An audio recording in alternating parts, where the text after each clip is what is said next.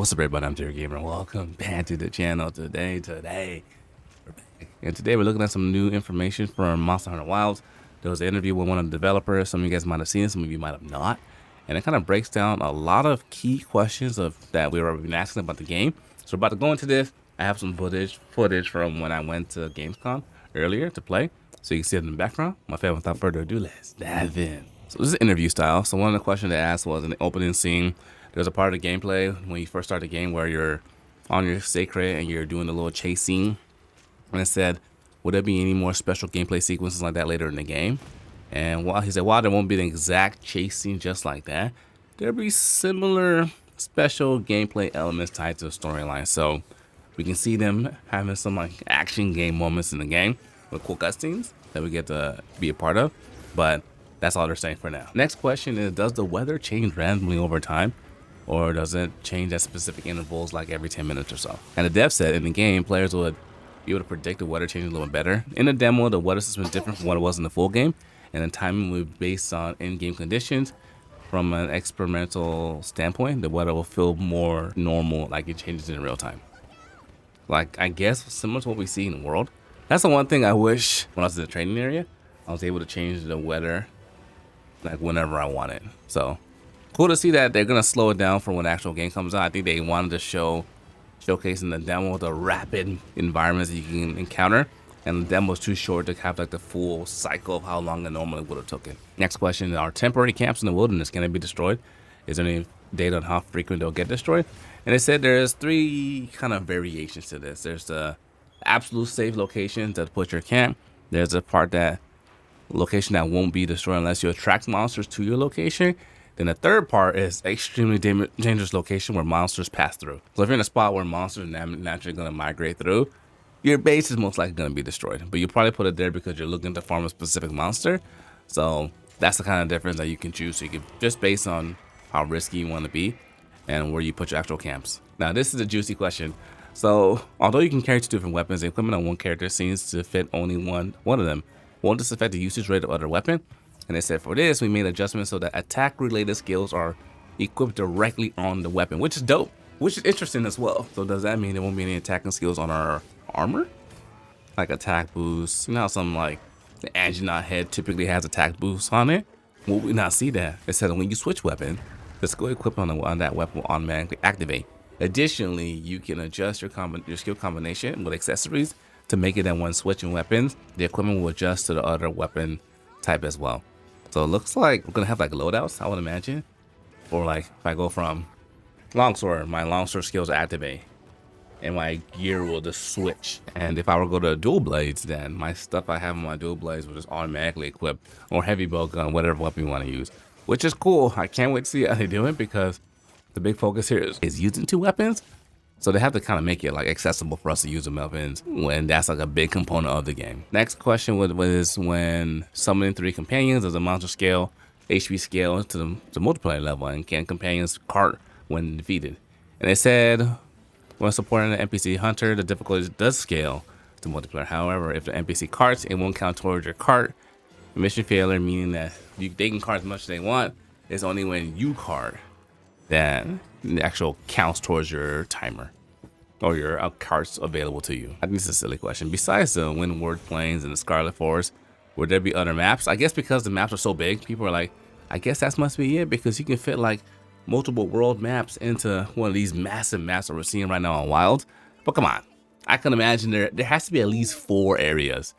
4 areas seem normal. Maybe the 5th one would be a smaller, like Elder Recess kind of situation, but I could see them doing more than that. But they said we'll have to leave that surprise for the player. We'll continue to reveal more information in the future and maintain a steady pace of releasing details. Since monsters live within their environments, if the ecosystems aren't rich, we can't create a diverse set of monsters. We have a clear design philosophy for this aspect, so please look forward to how we express richness in the ecosystem in the game.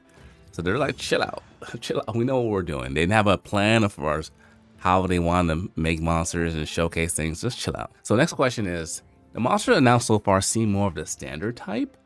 Would there be any Elder Dragons in this game? And they were like, in Monster Hunter World, there was a lot of investigation on evolving Elder Dragons, so we feature many Elder Dragons in various forms. However, this time our focus is not on Elder Dragons, but on the themes that include both natural and human influence. We want to express diversity of environments, showing both its bountiful and harsh side. At this point, it's difficult to reveal what kind of monsters will appear, and since it's not essential to have elder dragons for the game theme, we decided during development which monster types will be included.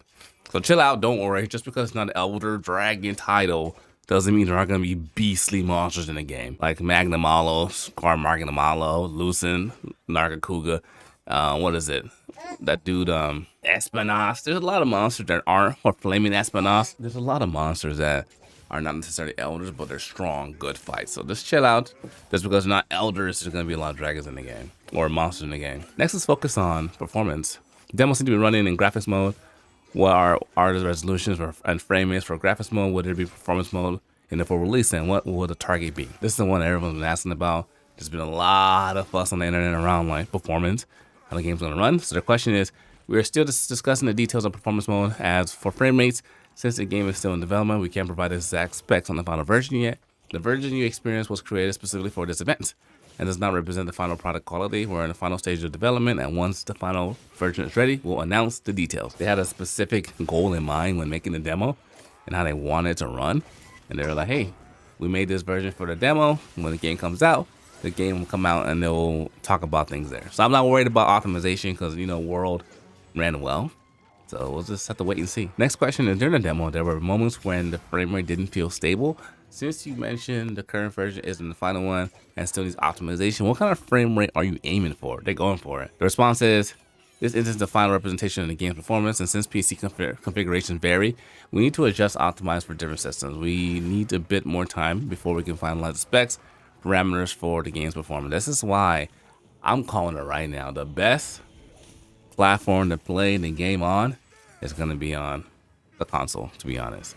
PlayStation, Xbox, Series S, PS5 Pro, because the hard thing about it is there's so many different variations to computers and specs and graphics cards and GPUs and the whole setup, that when they're just working on a console that everybody has, okay, this PlayStation is gonna work the same, this Xbox is gonna work the same in everybody's house. So they can run it, test it, play it, they know what they're targeting. So versus like there's so many variations of computer setups that it's hard to manage and plan for all of them.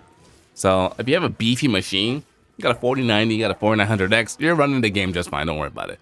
But for people that are like on a mid-range, low-range, mid-high, that want to get like the juiciest frames and the highest resolution, there might be some trouble. Next question is another graphics question. It said, there's rumors that the RE engine has certain limitations when rendering large environments. Could you share your thoughts on that as a developer? And what the response was, I think it's more of a developmental approach. To seamlessly connect a map of this scale in Monster Hunter Wilds, we had to change our development approach from the ground up. From this perspective, we are pursuing the best performance possible. So it's not about whether RE engine is better or worse at rendering certain things. So it's really about, are they curating the experience based on what they have and like using the right developmental approach to making a game. So that's the details right there. A lot of things on performance. I think a lot of people are excited for the game. We're all excited. Now, the hard thing is like, does it run well? It's a great game. We've seen it. The moves are great. Skills are great. The world's great. The monsters, it looks amazing. Now, the icing on the cake is, will the game run well? And I think a lot of people are nervous based on Dragon Dogma. Dragon Dogma was rough for a lot of people. Unfortunately, I was in the minority. Because I do content, stream, and all the things, I have a beefy setup, so I was able to run the game fine. I get like 80 frames with no problems. I think in 4K. But for other people, they struggled a lot. And the console struggled as well, and still struggles. They've released some patches to try to make it better, but at the same time, this is where everyone's like worries are itching up because they have primary experience with a game, Dragon Dogma 2, that's open world, expansive, and it has some difficulty. And they got into the city when a lot of things were happening, they couldn't handle it. So it's a lot of things to say. It's just gonna, I think I saw somewhere else they were saying, talking about PS5 Pro and PlayStation, they're focusing on making this game for the PlayStation, the standard, but ultimately more juice is more juice. Regardless if people can justify the price of the game, the price of the console, the PS5 Pro, you're probably gonna get better frames. But I'm still undecided on a lot of things. Where I'm gonna buy the game on, if I'm gonna do it on PlayStation or on my PC, because I do all the things like streaming and recording. So I need my juice to give the best quality when I'm making content. But also to decide on what weapon I'm gonna use in my secondary is another question I gotta at some point come to a conclusion on. But ladies and gentlemen, thanks for watching. I hope you guys enjoyed this. Comment below your thoughts on all the things. A lot of information around the gameplay, performance, etc. So it's exciting to see how they're so focused on making sure it's a good experience and a good game for all of us. But I think we're in good hands. Don't worry about it. Thanks for watching. If you're new, make sure you subscribe. Join the Smooth family. We're live on Twitch as well as TikTok and Instagram. You'll find us everywhere. Stay smooth. Until next time, dear gamers, signing out.